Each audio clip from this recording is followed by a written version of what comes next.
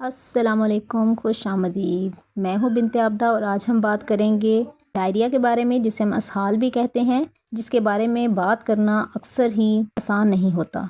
आज हम जानेंगे इसकी वजूहात, इसकी वजह से होने वाली इलामात और इसके इलाज के बारे में कुछ चीज़ें। सबसे पहले हम बात करते हैं डायरिया की वजह से होने वाली इलामात की। तो इसमें सबसे बड़ी जो इलामत आती है वो होते हैं पतले पखाने या फिर पानी की तरह के पतले पखाने, जिन्हें हम वाटरी स्टूल भी कहते हैं, जिसमें बार बार मरीज़ को वॉशरूम में जाने की ज़रूरत पड़ सकती है। ये एक्यूट भी हो सकते हैं और क्रॉनिक भी। एक्यूट का मतलब ये है कि इसका ऑनसेट तो बहुत ज़्यादा शदीद होता है, इसकी स्टार्टिंग शदीद होती है, लेकिन ये ज़्यादा से ज़्यादा एक हफ़्ते में ख़त्म हो जाते हैं। लेकिन अगर 2-4 दिन के बाद दोबारा से यही मसला शुरू हो जाए, इसे हम क्रॉनिक कहते हैं।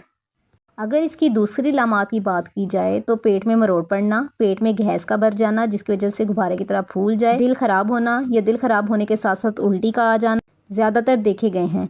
लेकिन हर इंसान से दूसरे इंसान में इसकी लामात मुख्तलिफ हो सकती हैं। कुछ लोगों में बुखार, पखाने के साथ खून आना या फिर सीवियर डिहाइड्रेशन यानी कि पानी की कमी हो जाना भी हो सकता है। अगर हम बात करें डायरिया की काजेज़ की, तो इसमें आम तौर पर जो काजेज़ देखी गई हैं वो या तो किसी भी फूड की पॉइजनिंग से, जो कि आपको सूट ना करे, किसी वायरल या बैक्टीरियल इन्फेक्शन की वजह से, या लोग बेतरतीब खाना खाते हैं फूड इंटॉलरेंस की वजह से हो सकता है। या फिर हमारे पास कुछ ऐसी अद्वियात भी हैं जिसको लेने के बाद अक्सर लोग पतले पखानों की शिकायत करते हैं। कभी कभी कुछ अंडरलाइंग मेडिकल कंडीशंस भी होती हैं, जैसे कि इरिटेबिलिटी बाउल सिंड्रोम या फिर इन्फ्लेमेटरी बाउल डिजीज़। ये भी हमारे पास ज़्यादातर डायरिया की काजेज़ बन सकते हैं। अब हम बात करेंगे कि अगर किसी मरीज़ को डायरिया की शिकायत हो जाए तो उसका इलाज कैसे किया जाएगा। तो सबसे पहले जो ज़रूरी चीज़ है वो है आप उसकी हाइड्रेशन का पूरा ख्याल रखें, ताकि वो बहुत ज़्यादा पानी का इस्तेमाल करें। अगर पतले पखाने आते हैं तो इसमें सिर्फ जिस्म से पानी ज़ाया नहीं होता, बल्कि इसके साथ नमकियात भी ज़ाया हो जाती हैं। तो इसलिए इनको सादे पानी के बजाय निमकोल वाला पानी, जिसे हम मार्केट में ORS के नाम से भी जानते हैं, ORS वाला पानी दिया जा सकता है, जिसे हम कहते हैं oral rehydration solution.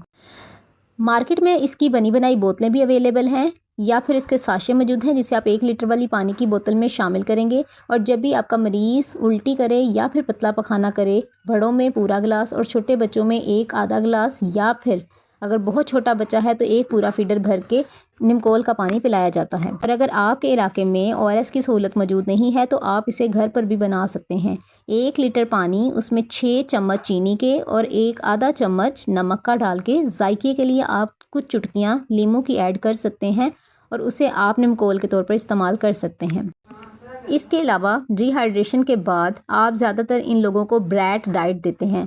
Brat is an abbreviation, जिसमें B जो है वो बनानास, R से राइस, A से एप्लेसेंस, T से टोस्ट। ये वो सारी चीज़ें हैं जो कि आप अपने मरीज़ को देंगे तो वो उसके पखाने को सख्त होने में मदद देंगे। लेकिन हमेशा सबसे ज़रूरी जो है वो सिर्फ पानी का इस्तेमाल होता है। अगर हम अद्वियात की बात करें तो आम तौर पर इन मरीज़ों में लोप्रामाइड की टैबलेट्स या फिर प्रोबायोटिक्स वगैरह दिए जाते हैं, जिससे गट मोटेलिटी थोड़ी सी स्लो डाउन हो जाती है और हमारे पास पखाने सख्त बनने में मदद मिलती है, जिससे आपका डायरिया बेहतर हो जाएगा। लेकिन अगर आपको महसूस हो रहा है कि आपको बहुत ज़्यादा सीवियर डायरिया है तो आप अपने मेडिकल प्रोफेशनल को अप्रोच करें। और अगर निमकोल का पानी लेने से आपको बेहतरी महसूस हो रही है तो आमतौर पर गैस्ट्रो के पेशेंट्स को हम टैबलेट फ्लैजिल दिन में 3 दफ़ा, टैबलेट सिप्रोफ्लॉक्सासिन दिन में 2 दफ़ा, पेट के दर्द की सूरत में टैबलेट नोस्वा, और प्रोबायोटिक्स के लिए तौर पे proton pump inhibitor capsule omeprazole की रिकमेंडेशन देते हैं, ताकि उनका डायरिया बेहतर हो जाए। 5 दिन का ये कोर्स किया जाता है, लेकिन इसके साथ साथ हमने पानी का बहुत अच्छा इस्तेमाल रखना है, जिसमें ORS प्रेफरेबली दिया जाता है। उम्मीद है आपको इस इन्फॉर्मेशन से फ़ायदा होगा। ऐसी मज़ीद मालूमाती वीडियोस के लिए मेरा चैनल सब्सक्राइब कीजिए, मेरी वीडियोस को लाइक कीजिए और अपने दोस्तों के साथ शेयर कीजिए। शुक्रिया। अल्लाह हाफ़िज़।